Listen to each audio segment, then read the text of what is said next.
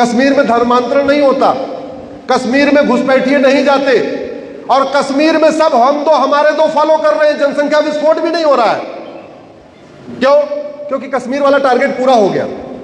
इसलिए कश्मीर में न लव जिहाद है, न लैंड जिहाद है, न धर्मांतरण है, न घुसपैठ है, न जनसंख्या विस्फोट है। किसी कश्मीरी से पता कर लेना, 2-2, 3-3 बच्चे हैं, ज्यादा नहीं है, और 10 बच्चे, 12 बच्चे, 14 बच्चे नहीं है। क्यों? जोर से बोलिए क्यों? क्योंकि टारगेट पूरा हो गया। ये जितनी समस्या चल रही है वो 800 जिलों में से 600 जिलों में चल रही है, क्योंकि 600 जिलों के अभी डेमोग्राफी ठीक ठाक चल रही है। तो जब तक, अच्छा, छांगुर जलालुद्दीन 2 से 3 लाख रुपए बच्चा पैदा करने पे देता है। तो मतलब अगर 10 बच्चे पैदा कर लिए तो छांगुर जलालुद्दीन कितना देगा? 25 लाख देगा। 20 बच्चा पैदा कर लिए, छांगुर जलालुद्दीन कितना देगा? 50 लाख देगा। ये भारत में बच्चा पैदा करने पे भी इंसेंटिव पैसा बांटा जा रहा है, लव जिहाद पे पैसा बांटा जा रहा है, लैंड जिहाद पे पैसा बांटा जा रहा है, धर्मांतरण पे पैसा बट रहा है, घुसपैठियों को बसाने पे पैसा बट रहा है, जनसंख्या विस्फोट पे पैसा बट रहा है। और पैसा कहां से आता है? FCRA के जरिए। हमारे पूर्वज क्या कहते थे? न रहेगा बांस, जोर से बोलिए जरा, न रहेगा बांस। ये बांसुरी कैसे बज रही है? ये कानून खत्म करो, फंडिंग बंद, फंडिंग बंद, आदि समस्या खत्म। और कहां से आ रहा फंडिंग? और फंडिंग आ रही है नशे के कारोबार से।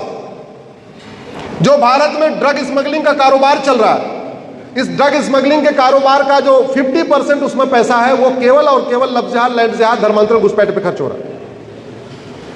इस घटिया कानून के कारण हमारा धन भी जा रहा है, हमारा धर्म भी जा रहा है। पूरा पूरा पंजाब कन्वर्ट कर लिया है लगभग। किसके दम पे? नशा देके। क्यों? क्योंकि बच्चा नशेड़ी हो गया तो कोई फर्क नहीं पड़ता, उसको कन्वर्ट करना आसान होता। और जो नशे से पैसा आ रहा है उससे वापस फंडिंग हो रही है। कोई काम फ्री में नहीं होता, हर काम पैसे में होता है। और धर्मांतरण कराता कौन है? धर्मांतरण हमारे अपने कराते हैं। क्यों? क्योंकि धर्मांतरण सबसे फायदेमंद धंधा बन गया। दलित परिवार में एक गांव में पूरा 100 घर दलित है, उसमें से एक लड़के को छांट लिया, बोले काम करो तुम इस गांव में कन्वर्ट करना शुरू करो, तुम्हें पर डे पर परिवार 2 लाख रुपए दूंगा, 3 लाख रुपए दूंगा। चूंकि वो उसी गांव का है, दलितों के बीच में रहता है, आदिवासियों के बीच में रहता है, अब उसको बाकायदा फिक्स हो गया। अब वो ड्राइवर का काम करता, महीने में कितना कमाता? 20,000 रुपए। टीचर बन जाता, महीने में 50,000 रुपए। और कोई काम कर लेता, चार्टर्ड अकाउंटेंट बन जाता मनीष जी के तरीके, तो कितना कमा लेगा? 4-5 लाख रुपए, इतना ही कमाएगा ना। धर्मांतरण का धंधा शुरू करने के बाद 25 लाख रुपए आराम से महीने में कमा सकता है, क्योंकि महीने में 4-5 परिवार को कन्वर्ट करना आसान है। तो ये धंधा जो चल रहा है कैसे रुकेगा? गैस कैसे बुझती है? गैस कैसे बंद होती है? क्या करना पड़ता है? अगर नॉब नहीं घुमाएंगे और मुंह से फू फू करेंगे तो मुंह जल जाएगा, गैस बंद नहीं होगी। गैस बंद करने का तरीका, मुंह से फूंक मत मारिए, बल्कि नॉब घुमा दीजिए, सप्लाई काट दीजिए, गैस बंद। ये अंदर से जो हवाला की फंडिंग हो रही है, अंदर से जो ब्लैक मनी से फंडिंग हो रही है, अंदर से जो बाहर से जो FCRA से फंडिंग हो रही है, ये जब तक बंद नहीं होगा तब तक धर्मांतरण बंद नहीं होगा। और एक बात मैं बता दे रहा हूं, पर डे 1000 बेटियां लव जिहाद का शिकार हो रही हैं। पर डे 1500 हिंदू परिवारों का धर्मांतरण हो रहा है। 1500 हिंदू परिवार का मतलब एक परिवार में 6 आदमी मान के चलिए, 7 आदमी मान के चलिए, तो पर डे 10,000 हिंदुओं का धर्मांतरण हो रहा है। 5 करोड़ घुसपैठिए आके भारत में पहले से ही बैठे हुए हैं। उसमें सबसे ज्यादा बांग्लादेशी हैं, उसके बाद रोहिंग्या हैं, उसके बाद पाकिस्तानी है, उसके बाद अफगानिस्तानी। ये मेरे आंकड़े हैं, सुप्रीम कोर्ट मैंने दिए हुए हैं। 5 करोड़ आके भारत में बैठे हुए। अभी आपने देखा होगा ना, बिहार में SIR हुआ, 65 लाख वोट कम हुए हैं। कितने? जोर से बोलिए जरा। एक राज्य में कितनी वोट कम हुई? इसलिए मैंने PIL फाइल किया। केवल बिहार में SIR नहीं होनी चाहिए, पूरे देश में SIR होनी चाहिए, रेगुलर टाइम पे होनी चाहिए। और आपको बताते हुए खुशी हो रही है, माननीय सुप्रीम कोर्ट ने सारे राज्य सरकारों को नोटिस जारी किया, इलेक्शन कमीशन को नोटिस जारी किया, और इलेक्शन कमीशन ने कह दिया है हाँ बिहार वाला कर ले रहा हूं, उसके बाद पूरे राज्य में मैं SIR करूंगा। तो आपके राजस्थान में भी SIR होगा। 90,000 बच्चे रोज पैदा हो रहे हैं, 90,000। 90,000 का मतलब होता है साल में 3.25 करोड़। यहाँ पे बहुत सारे सामाजिक कार्य करने वाले लोग भी बैठे हुए हैं। एक बात याद रखना, जनसंख्या विस्फोट के बिना भारत में गरीबी खत्म करना मुश्किल ही नहीं, नामुमकिन है। मैं लिख के दे रहा हूं, ये कड़वा सच है। भारत की जनसंख्या जब 40 करोड़ थी तो भारत में 4 करोड़ गरीब थे। कितने परसेंट हो गए सीए साहब, कितने परसेंट हुए? 10%। आज भारत की जनसंख्या 150 करोड़ है और 83 करोड़ लोगों को राशन पानी देना पड़ रहा है। कितने परसेंट हो गए? 65%। गरीबी बढ़ रही है कि घट रही? जोर से बोलिए जरा। सरकार 5 साल में ज्यादा से ज्यादा 2 करोड़ घर बना पाती है, वो भी वर्तमान सरकार। इसके पहले वाली तो केवल कागज पर घर बनाती थी। मोदी जी 2014 के बाद से लगभग साल में कितना घर बना रहे हैं? 5 साल में कितना? सरकार जब तक 2 करोड़ घर बनाती है, 10 करोड़ बेघर तैयार हो जाते हैं, तो घर पूर्ति हो पाएगी क्या? जोर से बोलिए। सरकार जब तक 2 करोड़ रोजगार जनरेट करती है, 10 करोड़ बेरोजगार बढ़ जाते हैं, बेरोजगारी खत्म होगी क्या? और अगर बेरोजगारी खत्म नहीं होगी तो धर्मांतरण नहीं रुकेगा, क्योंकि वो बाहर से फंडिंग आ रही है, वो बेरोजगारों को पैसा दे दे के उनको कन्वर्ट कर रहे हैं। धर्मांतरण धंधा हो गया। तो धर्मांतरण रोकने के लिए आपको लफ्ज़ रोकने के लिए बहुत सारे काम करने पड़ेंगे। फंडिंग बंद करना पड़ेगा, घुसपैठियों को भगाना पड़ेगा, धर्मांतरण को रोकना पड़ेगा, जनसंख्या विस्फोट को रोकना पड़ेगा। कई सारे ऐसे काम करने पड़ेंगे और करना इसलिए जरूरी है कि जो हमारे पूर्वजों ने नहीं सोचा वो हुआ। राजा रणजीत सिंह जी ने कभी सोचा नहीं था पंजाब बटेगा। बटा कि नहीं बटा? जोर से बोलिए। और जो पंजाब पाकिस्तान में गया वहां से हिंदू खत्म हुए कि नहीं? हमारे पूर्वजों ने कभी सोचा नहीं था कि बंगाल बटेगा। बंगाल बटा कि नहीं बटा? East Bengal, west Bengal. West Bengal हमारे पास है, वहां 70% हिंदू है। जो बंगाल बांग्लादेश बन गया वहां हिंदू बचा है क्या? राजा हरि सिंह ने नहीं सोचा था कश्मीर बटेगा, कश्मीर से हिंदू खत्म होंगे। हुए कि नहीं हुए? और यहां बहुत सारे लोग पॉलिटिकल लोग बैठे हैं, तो आप लोगों के लिए कुछ मैं सवाल दे देता हूं, जो आप जाएंगे मिलेंगे तो पूछना। गांधी जी ने देश को आजाद कराया था? अरे भाई कराया था।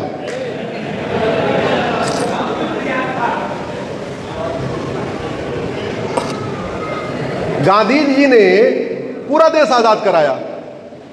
तो गांधी जयंती केवल भारत में क्यों मनाई जाती है? पाकिस्तान और बांग्लादेश में क्यों नहीं मनाई जाती? मनाना चाहिए कि नहीं मनाना चाहिए? मनाते हैं क्या? भगत सिंह जी को तो फांसी वहीं हुई थी। भगत सिंह जी के जयंती और पुण्यतिथि वहां मनाते हैं क्या? नहीं। ये गांधीवाद, ये समाजवाद, ये अंबेडकरवाद, ये फलानावाद, ये सब कहां चल रहा है? भारत में। अगर वर्तमान भारत में जाट हैं तो आपको लग रहा है कि उधर जाट नहीं थे क्या? थे। कहां गए? भारत के सभी ब्राह्मण बताएं कि अफगानिस्तान, पाकिस्तान, बांग्लादेश के ब्राह्मण कहां चले गए? भारत के सभी ठाकुर बताएं कि पाकिस्तान, अफगानिस्तान, बांग्लादेश, मालदीव के सारे ठाकुर कहां चले गए? भारत के सारे दलित नेता बताएं कि पाकिस्तान, अफगानिस्तान, बांग्लादेश के सारे दलित कहां चले गए? भारत के सारे जाट गुजर बताएं कि पाकिस्तान वाले जाट गुजर कहां चले गए? उनको धरती निगल गई, आसमान उठा ले गए। भाई जितने हिंदू इधर उतने हिंदू उधर, तो हिंदुओं का रेशियो उधर खत्म, हिंदू वहां खत्म क्यों हो गए?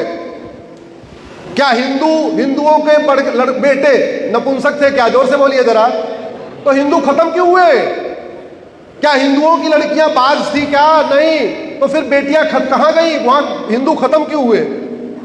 जब तक इन विषयों पे आप लोग सार्वजनिक रूप से लिखेंगे नहीं, बोलेंगे नहीं, सोचेंगे नहीं और खुल के नहीं बोलेंगे। जैसे गुरुदेव सत्यवादी, अस्पष्टवादी, सच बोलते हैं, मुखर होके बोलते, प्रखर होके बोलते। तो अपने गुरुदेव से सीखिए, जो बोलना है तो सच बोलना है। और अंत में फिर वही बात, भगवान कृष्ण ने कहा अर्जुन दुविधा मत करो, तुम्हारा काम है धर्म की रक्षा करना, और जो धर्म के साथ नहीं है वो क्या है? अधर्मी। तो अब ये कहना पड़ेगा जो धर्म के साथ नहीं है वो क्या है? अधर्मी। वो हमारा अपना हो, हमारा कोई जानने वाला हो, हमारे परिवार का हो, लेकिन अगर वो धर्म के साथ नहीं खड़ा है, सनातन धर्म के साथ नहीं खड़ा है, तो वो अधर्मी है। और अधर्मी का इलाज करना ये हमारा कर्म है। एक बात जो मैं बार बार कहता हूं, एक कार्य जो नहीं हो रहा है, जो हमें करने की जरूरत है गुरुदेव। हमारे पास 2 लाख से ज्यादा साधु सन्यासी हैं, 10,000 से ज्यादा कथावाचक हैं, 10,000 से ज्यादा लगभग मठ मंदिर हैं। अगर हम अपने सारे मठ मंदिर को घर वापसी का सेंटर बना दें और वहां एक टारगेट लेके घर वापसी करना शुरू करें, तो बहुत बड़ा सनातन का कार्य हो जाएगा। अभी सब कुछ हो रहा है, गौशाला चल रही है, यज्ञशाला चल रही है, गुरुकुल चल रहा है, बाकी और चीजें हो रही है, कथा पूजा हो रही है, बाकी सारे कार्य हो रहे हैं, लेकिन वो सारे कार्य वो धर्म की जय हो रहा है। अधर्म का नाश करने का 2 ही तरीका होता है, या तो अधर्मी का नाश करो या अधर्मी को धर्म की तरफ लाओ। अल्टीमेटली हैं तो सारे के सारे। पहले कोई जाट था, कोई गुजर था, कोई ठाकुर था, कोई ब्राह्मण था, कोई केवट था, कोई हरिजन था, सारे यही तो थे। उनको वापस लाना चाहिए कि नहीं? जोर से बोलिए जरा। उससे भारत सुरक्षित होगा कि नहीं होगा? मैं इसलिए कह रहा हूं, हमें खतरा किससे है? अफजल गुरु कौन था? जोर से बोलिए जरा। अफजल गुरु कौन था? आप लोग एक नया शब्द शुरू करिए आज के बाद बोलना, कन्वर्टेड हिंदू। अफजल गुरु कौन था? कन्हैया लाल को किसने मारा? याकूब मेनन कौन था? अभी 26 बहन बेटियों का सिंदूर किसने उजाड़ा? कन्वर्टेड हिंदू। भारत में जितनी समस्याएं हो रही हैं वो बाबर, हुमायूं, तुगलक, गजनी, गोरी नहीं कर रहे, सारे के सारे कौन कर रहे हैं? आपके पड़ोस में कौन है? सारे के सारे जोर से बोलिए, कौन है? तो जो कन्वर्ट हो गए डर के मारे, भय के मारे, लालच के मारे, किसी भी और तरीके से, उसका एक समाधान क्या है? उनको लाया जाए, उनको बताया जाए कि भैया अभी तुम जो काम कर रहे हो ये धार्मिक कार्य नहीं है। समझाने का तरीका क्या है? ऊपर वाला सबको एक समान मानता है या असमान मानता है? जोर से बोलिए जरा। अगर ऊपर वाला भेदभाव करता तो हिंदू को पेट में 9 महीने रखता और कन्वर्टेड हिंदुओं को या तो 10 महीने रखता या 8 महीने रखता। मां के पेट में सारे एक बराबर है कि नहीं? ऊपर वाला अगर मेल फीमेल में भेदभाव करता तो किसी को 9 महीने पेट में रखता, किसी को 10 महीने रखता। मां के पेट में बेटे और बेटी एक ही बराबर रहते हैं, अलग अलग रहते हैं? जोर से बोलिए जरा।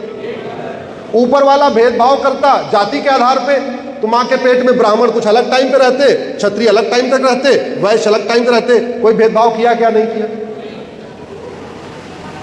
अगर ऊपर वाला भेदभाव नहीं करता और किसी किताब में भेदभाव लिखा हुआ है तो वो ऊपर वाले की किताब है कि नीचे वाले की? जोर से बोलिए जरा। इसका मतलब कोई फिरकी ले रहा है। ऊपर वाले के नाम पे नीचे वाला अपनी किताब बना के ऊपर वाले के नाम पे अपनी दुकान चला रहा है। इसको एक्सपोज कौन करेगा? जोर से बोलिए जरा। हमें करना पड़ेगा। सोशल मीडिया के जरिए उपयोग करिए, ऐसे सवाल पूछने शुरू करिए।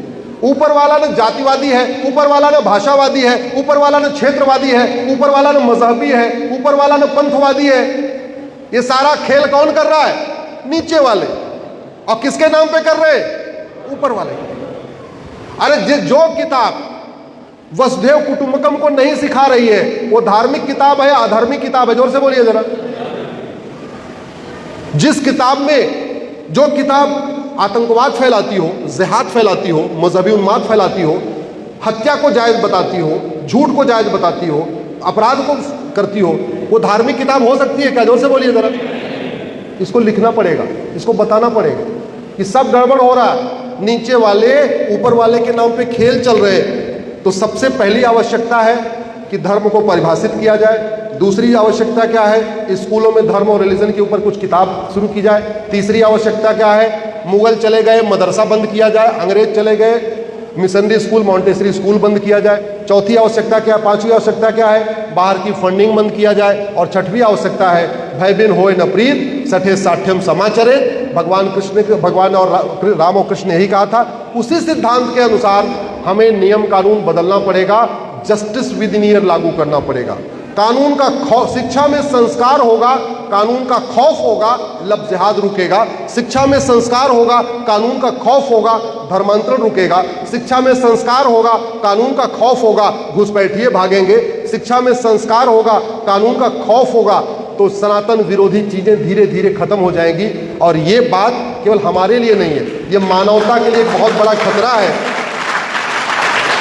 इसलिए सनातन धर्म ही मानव धर्म है। Hinduism is the religion of humanity. इसलिए हिंदुत्व का प्रचार प्रसार करना हम लोगों का कार्य है, लेकिन हम लोगों की एक लिमिट है। ये ज़्यादा फास्ट काम होगा विधानसभा और संसद के माध्यम से। इसलिए अपने अपने सांसद विधायक को पकड़िए। अगर आप सौभाग्यशाली है, आपका सांसद आपकी विचार को सुनता है, बहुत अच्छी बात है। अगर आप ऐसे इतने सौभाग्यशाली नहीं है कि आपका विधायक थोड़ा गड़बड़ है, नहीं मानता, कोई बात नहीं, किसी और विधायक को पकड़िए। सांसद विधायक में कोई न कोई एक ऐसा होगा जो आपकी बात मान लेगा, सुनेगा, लेकिन समाधान इसका वहीं होगा। हमारा काम है डॉक्टर वाला। आप जाते हैं डॉक्टर के पास, आपसे बीमारी पूछता है, बीमारी पूछने के बाद पर्चा लिख देता है कि भैया ये 5 दवाई खानी पड़ेगी। डॉक्टर दवाई बना के देता है क्या? जोर से बोलिए जरा। आपको फिर पर्चा लेके कहाँ जाना होता है? Medical store. तो मैंने आपको पर्चा बना दिया, मेडिकल स्टोर पे जाइए।